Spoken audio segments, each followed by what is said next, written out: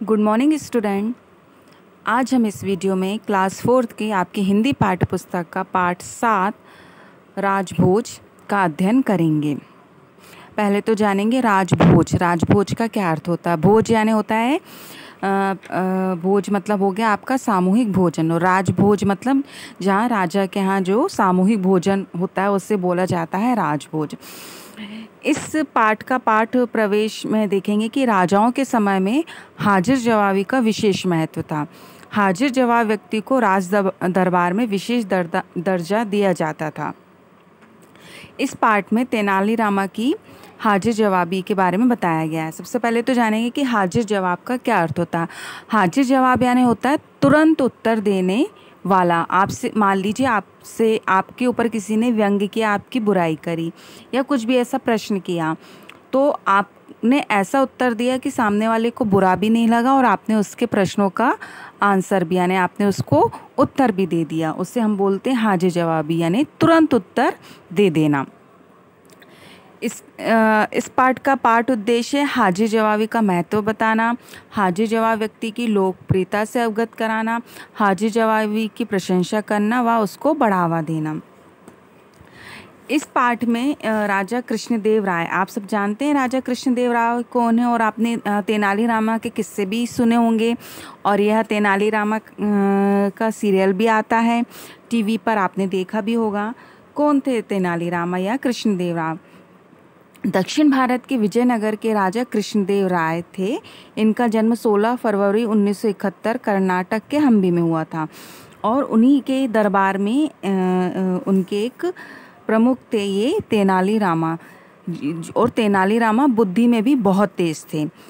आप ये कह सकते हैं कि इनको तेनालीरामा को विजयनगर राज्य का आप चाणक्य भी कह सकते हैं। आपने बहुत से किस्से तेनालीरामा और राजा कृष्णदेव के सुने होंगे, तो उसी का यह एक पाठ है। आइए उसे पढ़ते हैं। सूत्रधार। सूत्रधार का अर्थ क्या होता है? सूत्रधार यानी होता है नाटक के विषय में बताने वाला, सूत्रधार उसे बोला जाता है। एक बार की बात है, राजा कृष्णदेव राय के दरबार में राजभोज का आयोजन किया गया। यानी राजा कृष्णदेव के राय के दरबार में राजभोज का एक आयोजन किया, मतलब सामूहिक भोज का आयोजन किया गया। विभिन्न रस और जायकों से भरी मिठाइयाँ और पकवानों की कल्पना से भी हर किसी के मुंह में पानी आ रहा था। यानी वहाँ पर इतनी तरह के मिठाइयाँ और इतनी तरह के राजभोज बने थे कि उन्हें देखकर सभी के मुंह में पानी आ रहा था। वह समय भी आ गया जब भोज शुरू हुआ, और भोजन के उपरांत दरबार सज गया। यानी सभी लोग राजा कृष्णदेव राय और जो जितने भी राजा के दरबार के मंत्री और जितने भी उनके सेवक थे, सभी लोग बैठ गए।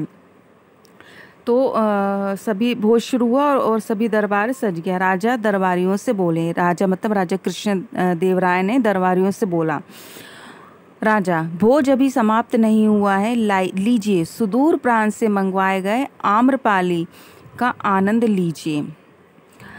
सुदूर प्रांत, सुदूर यानी क्या होता है? बहुत दूर से, यानी बहुत दूर गांव से मंगवाए गए आम्रपाली। आम्रपाली होती है एक आम की एक किस्म होती है जिसको आम्रपाली कहा जाता है। तो राजा ने कहा, सभी भोजन कर रहे थे और उन्होंने बोला कि अभी भोज समाप्त नहीं हुआ है, बहुत दूर प्रांत से मंगवाए गए आमों का आनंद लीजिए। और फिर नौकर आए और सभी व्यक्तियों को एक एक आम उन्होंने दिया। तेनालीराम थे, उन्होंने आम चूसते हुए बोले, वाह महाराज, आनंद आ गया, आमों में आम्रपाली की तो बात ही कुछ और है। मतलब तेनालीरामा आम खाते रहे और उस आम की बहुत प्रशंसा करते रहे। राजा मुस्कुराए, तेनालीरामा चाहो तो एक और आम और ले लो। राजा ने बोला कि तेनालीरामा एक आम और ले लो। सूत्रधार। तेनालीराम झट से दूसरे आम पर टूट पड़ा, यानी तेनालीरामा ने जल्दी से एक दूसरा आम भी ले लिया। तेनालीरामा की बातें सुनकर मंत्री, राजपुरोहित, सेनापति अपना मुंह बिचकाने लगे मतलब वो अपना मुंह बनाने लगे। तभी सेवक मिष्ठान का थाल ले आया। मिष्ठान यानी मिठाइयों का एक थाल ले आया एक सेवक। राजा, यह विशेष मिठाई है, इसे बनाने वाला हलवाई दूर देश से आया है। राजा कृष्णदेव राय ने बोला कि ये जो मिठाई है वह एक विशेष प्रकार की है और इसे बनाने वाला हलवाई भी बहुत दूर देश से आया है। सूत्रधार। तेनालीरामा ने दोनों हाथों से मिठाइयाँ उठा ली, है ना। पहले उन्होंने आम भी 1-2 आम खा लिए और आम ले लिए और मिठाइयाँ भी वो दोनों हाथ से लेने लगे। राजा हंसते हुए, तेनालीराम और मिठाई ले लो। तो सूत्रधार, तेनालीराम ने थाल से दोबारा मिठाई ले ली। तभी एक अन्य सेवक बड़ा सा थाल लेकर आया। तो दूसरा एक सेवक, तेनालीरामा ने मिठाइयाँ ले ली और एक सेवक जो आया एक थाल और लेकर आएगा। तेनालीराम ने हंसते हुए, अब यह क्या है महाराज? राजा मुस्कुराते हुए, ये पान है, एकदम शहद की तरह मीठे, तुम घर के लिए भी एक बंधवा लेना।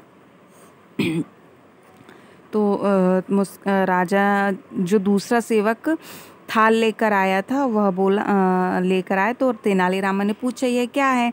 तो राजा ने बोला कि यह पान है, एकदम शहद की तरह मीठे, जब तुम घर जाओ तो एक पान तुम बंधवा लेना। Now come to the next page. Tenalirama तपाक से, जी महाराज आपकी जैसी आज्ञा। उन्होंने, तेनालीरामा ने बोला कि महाराज आपकी जैसी आज्ञा। सूत्रधार, अब पुरोहितों से रहा नहीं गया, वह बीच में बोल पड़ा। जो राजा के दरबार में पुरोहित कौन होता है? जो धार्मिक कार्य करवाने वाला। पुरोहित मतलब जो पूजा कर्म कांड वगैरह करवाते हैं उनको हम पुरोहित बोलते हैं। तो ये सारी चीज़ें वह देख रहा था पुरोहित, तो उससे रहा नहीं गया, वो बीच में बोल पड़ा। पुरोहित क्या बोला? पुरोहित, तेनालीराम तुम्हारा पेट है कि कुआं? तुम अपनी इच्छा पर नियंत्रण नहीं रख सकते हो, कुछ तो दिमाग से काम लिया करो। वह तेनालीरामा को बोलने लगे कि तुम्हारा पेट है कि कुआं, यानी तुम्हारी इच्छा पे, यानी तुम अपनी इच्छाओं पर नियंत्रण ही नहीं रख रहे हो, जो आते जा रहा है वो तुम सब खाते ही जा रहे हो।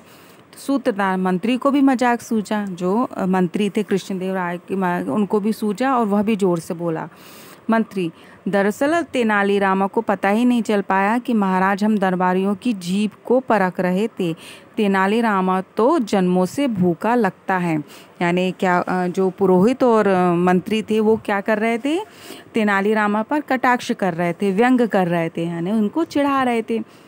सूत्रधार, यह सुनकर सब हंस पड़े, मानो मंत्री की बात से सब सहमत हो। तो जब पुरोहित और मंत्री ने बोला तो वहाँ पर जितने भी राजा के दरबार में थे वो सभी हंस पड़े, यानी वो मंत्री की बात से सहमत हो। राजा, तेनालीरामा यह हमें क्या सुन रहा, तुम कुछ कहोगे नहीं? तो जो कृष्णदेव राय थे तो उन्होंने तेनालीरामा को बोला कि तुम कुछ कहोगे नहीं? तो तेनालीरामा उठकर हंसते हुए, तेनालीरामा उठे और क्या बोले? महाराज, स्वादिष्ट पकवान और मिष्ठान पेट के हवाले करने के लिए ही तो बने हैं, और फिर भला मैं अपना दिमाग इसमें क्यों लगाता कि आप हमें परख रहे हैं या हमारी जीभ को? मैं अपने दिमाग का प्रयोग विजयनगर की भलाई के लिए ही करना चाहूँगा। मतलब उन्होंने, जैसे मंत्री ने कहा और जब ऐसा होला तो उन्होंने, तेनालीरामा ने हाँ जी जवाब, इसे ही बोलते हैं।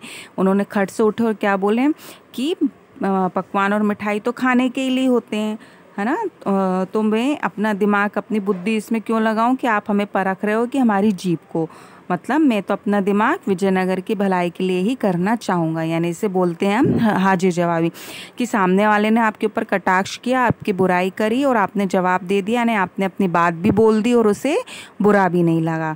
सूत्रधार, यह सुनकर महाराज की हंसी छूट गई, वही दरबारी अपना मुँह सा लेकर रह गए। शिक्षा, इस पाठ से हमें क्या शिक्षा मिलती है? कि हमें हाजिर जवाब व्यक्ति की प्रशंसा करनी चाहिए। तो आपका ये लेसन यहाँ पर समाप्त हुआ। आपका होमवर्क है कि आप इस पाठ को 2 टाइम्स पढ़ेंगे। Thank you, have a nice day.